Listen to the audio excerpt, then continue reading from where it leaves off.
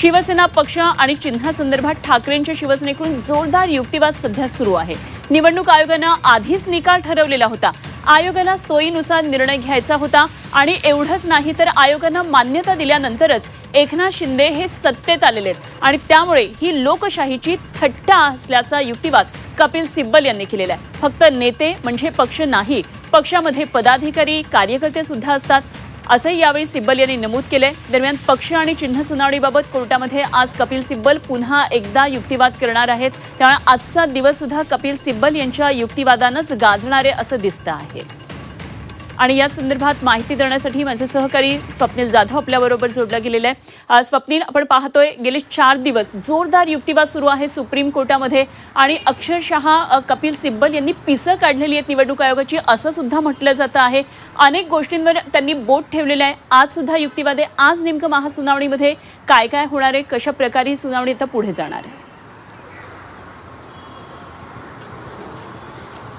नक्कीच अनुपमा, या सुप्रीम सुनावणीकडे राजकीय वर्तुळाचं तसेच देशातील आणि राज्यातील नागरिकांचं सुद्धा लक्ष आहे। गेल्या 4 दिवसांमध्ये जी सुनावणी झाली यामध्ये कपिल सिब्बल यांनी आक्रमकपणे शिवसेना ठाकरे गटाची बाजू मांडलेली आहे। काही मुद्दे समोर आणलेले आहेत आणि या मुद्द्यानंतर आता राजकीय वर्तुळात तसेच नागरिकांमध्ये सुद्धा अनेक प्रश्न उपस्थित झाल्याचं पाहायला मिळतंय। विधिमंडळ पक्ष आणि राजकीय पक्ष हा वेगवेगळा आहे असं एकंदरीत त्यांनी म्हटलेलं आहे। त्याचप्रमाणे एकूणच 2018 आणि त्यापूर्वीपासून एकूण शिवसेना पक्षाची घटना असेल किंवा शिवसेना पक्षामध्ये सदस्यांची नेत्यांची केलेली नेमणूक असेल यांची वारंवार नोंदी ही खरं तर निवडणूक आयोगाकडे देण्यात आली होती। 2018 मध्ये सुद्धा अशा प्रकारची यादी देण्यात आली होती। या संदर्भातील विचारणा सुद्धा काल कोर्टाने केलेली आहे। त्याचप्रमाणे कोर्टाने काल महत्त्वाचं वक्तव्य सुद्धा यामध्ये केलेलं आहे, ते म्हणजे आपण जिवंत लोकशाहीमध्ये राहतो हे विसरता कामा नये आणि एकूणच जे सर्व घटनाक्रम जो पाहायला मिळतो यामध्ये कपिल सिब्बल यांनी केंद्रीय निवडणूक आयोगावरती सुद्धा अनेक प्रश्न उपस्थित केलेले आहे। खरं तर केंद्रीय निवडणूक आयोगाने आधीच निर्णय घेतला होता, मात्र काही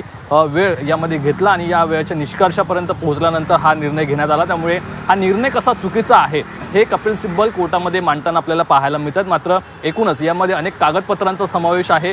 यामध्ये विधिमंडळ पक्ष असतील, एकनाथ शिंदे यांचं मुख्य नेता पद हे जे निर्माण करण्यात आलं पक्षफुटीनंतर ते कसं अवैध आहे हे सुद्धा या ठिकाणी कपिल सिब्बल यांनी म्हटलेलं आहे।